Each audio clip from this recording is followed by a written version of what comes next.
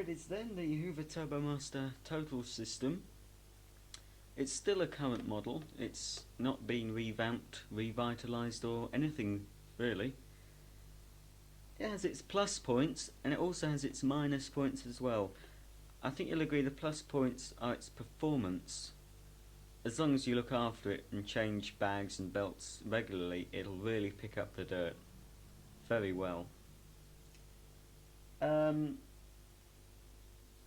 That really, to me, is the only plus point, its performance. It has a few negatives, like its noise level, its weight,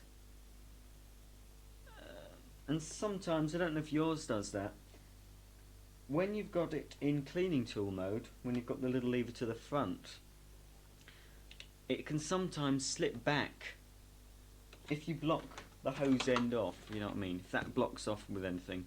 This nozzle on mine sometimes slips back into carpet cleaning mode.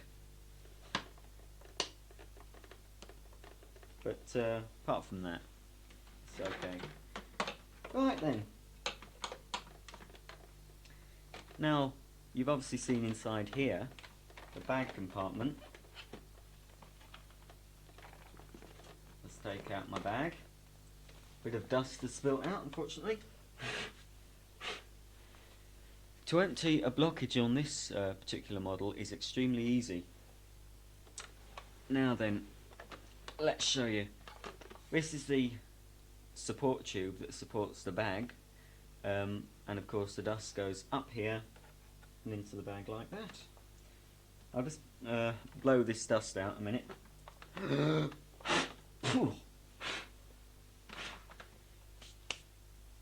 Right, if you can see this, you can't, so I'm really going to have to get a bit closer. No, I won't. I can't be bothered. There's a little lever here. You'll see when you get in. You'll see when you get yours open. It's a bit of an awkward job. It's awkward to do, especially when you're talking into a camera. This lever here, anyway, you push it up. Ella, shut your face. You push the lever up, and then you can just waggle out the tube. It's a bit stiff. Then it lifts off like that. You must be careful not to dislodge this small PVC tube. That works the bag full indicator. As you can see, it enters in there, and then it goes up into all the gubbins inside there. And when the air pressure reduces, it triggers a little switch thing, and makes the bag full indicator light up. Anyway, if you've got a blockage, it's very easy to clear from this. All you do is get something like a flexible curtain pole, you know, for neck curtains, or just a piece of wire, an old piece of wire, nothing sharp, and you just poke it through and dislodge any material, or most of it can just be shaken out. Now then, oh, gold.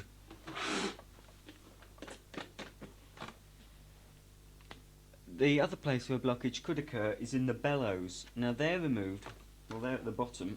I'll show you. Oh, that's not. This is not very good, is it? Here, this is not how I expected it to be. Ooh, there it is. The bellows, they can be removed from the base of the bag housing just by squeezing them together and pushing them through.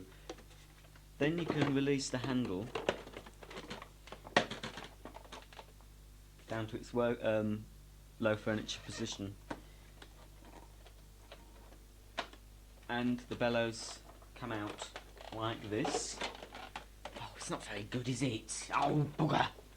Oh, missus! Here, there, that's the bellows. As I said, I've never had a blockage in my vacuum cleaner,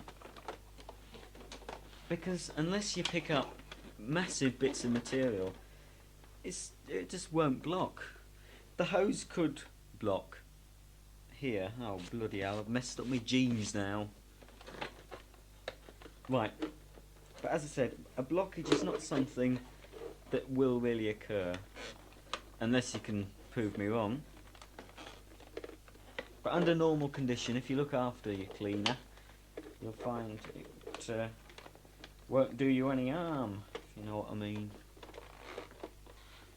Right, I'm just trying to put the bellows back. You have to seat them at the base of the bag housing, making sure they're in correctly, otherwise you're going to get dust leaking out. That's it. No, it's not. There we are. Then all you do is put the tube back in, wiggle it about until it's seated, and then you have to just push it back in, lift up the lever,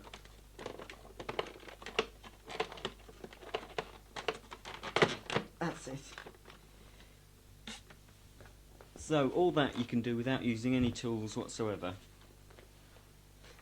Back goes the bag, and while you're at it, you might as well put a new bag in.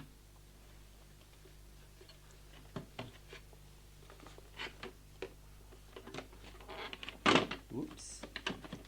This is awkward as well, putting the bag door back.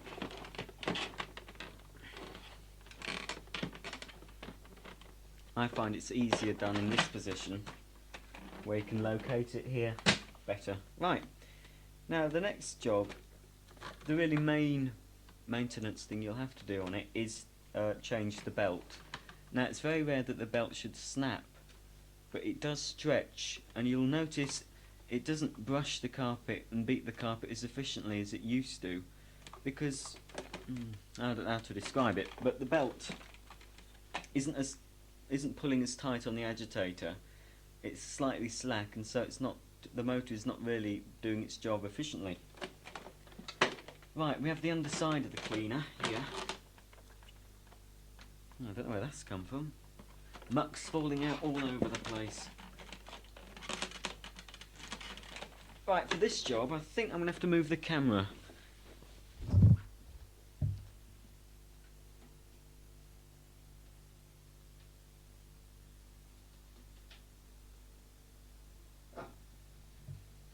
There we are, it's very professional. Right, this of course is the underside of the machine. That's the agitator that does all the work. Now all you need is a Phillips posi drive screwdriver. I've got one here. Ooh, that's a big one, isn't it? This is a special one, and it's the only screwdriver you can use to open up a Hoover Junior to get at the motor. I always wondered how on earth to get the motor out, and I ruined several Juniors in my attempts until I realised, well, can you get a long-handled posi drive? And yes, of course you can, and it's done. Right, underneath here there are 3 screws, one at the top, one here and one here, and all you do is undo them.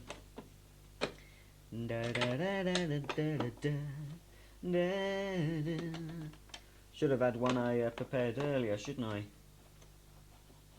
Right, there'll probably be a bit of muck in here, so it's ideal time to clean that out. Right, put the base plate to one side. I'm looking at the bloody mic thinking that's the camera. Anyway, you can't see my face, can you? So that doesn't matter. Right, bit of muck there, dog hairs. You'll find that's the case. Now, to replace the agitator, you have to replace the whole thing when the brushes wear down. But as I said before, they do last quite a long time before they need replacing. And the way to test if they need replacing is to put a piece of white card up against the cleaning plate nozzle, and if the brushes don't touch it, then of course you need a new agitator. To move the agitator, you just pull it. So just grab it either end, ease it out, and just remove it from the belt. If you just wanted to replace the agitator, you buy this complete with the end caps. It comes complete like that. And so all you do now, in this case, clear out this rubbish here with a duster. And then all you do is just slot the agitator through the thin belt at the front and push it into place. You'll see that there's a certain way it goes in. It won't just go in any way. there are two cutouts either side here. One sort of a half moon shape, and the other's sort of a little rectangular shape, and they correspond. You can just see, get it in the light. Can't really do that. Well, that's the rectangular shape anyway. We have a round shape there that fits into the half moon, and of course it's important which way it goes, because this slot here is for the belt, and if you put it that way, then you've got nothing to put the belt on. So I mean, it's easy. Changing the belt is pretty hard, and it needs a bit of strength. The first belt comes out quite easily. All you do is just ease it past the pulley. Now this is a small belt. Depending on if you've changed your belt before, the first cleaners just had a little flat belt, but now the newer ones, it doesn't show up on camera so well, but they have little teeth that provide greater grip. And it's always best to change both belts at the same time. Here's the main drive belt. There's a spindle there from the motor, and there's a pulley system here. So when you've got it in cleaning tool mode or hard floor mode, it's working on the pulley. So this pulley here. So this pulley here is stationary, which means the agitator's stationary. To remove the main drive belt, you need to ease it off the pulley, unless it's snapped. That's not a regular occurrence. Ease it off the pulley at the back here, then all you have to do is slide it out like that. Now that's quite easy to get it off, but getting it on is another matter. Right, imagine this is a new belt. And if you compare a new belt with the old belt, you'll see the old belt looks a lot longer because it has stretched with time.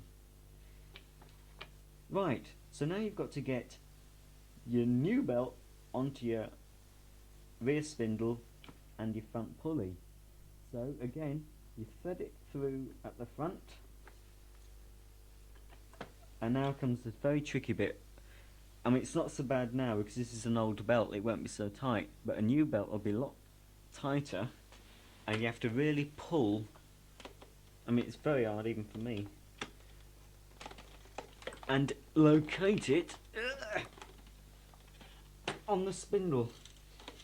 Then just turn it with your hand just to make sure there's nothing jamming. And then the second belt, that's quite easy. Just slot it past the pulley.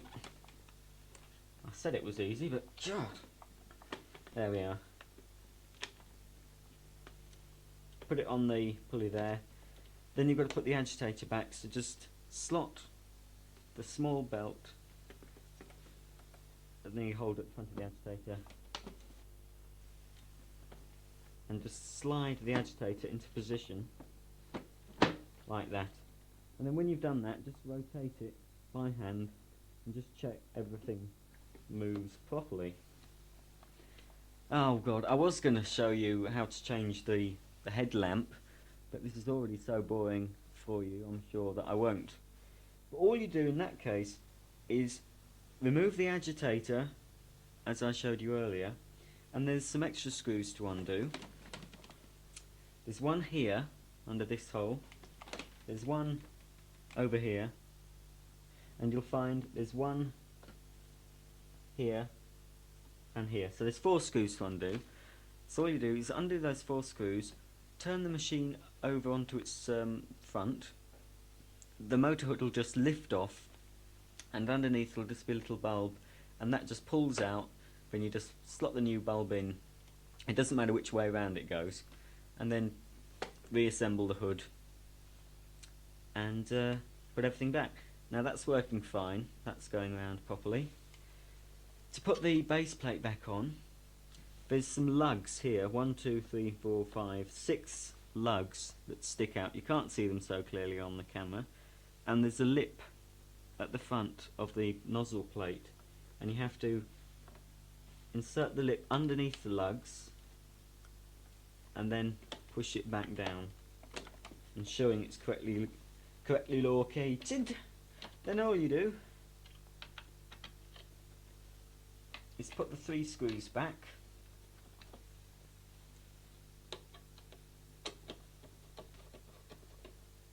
Now don't tighten them all up at once.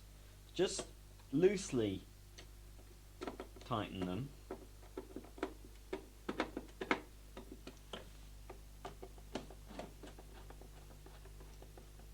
And then one by one, just go around, tighten them again.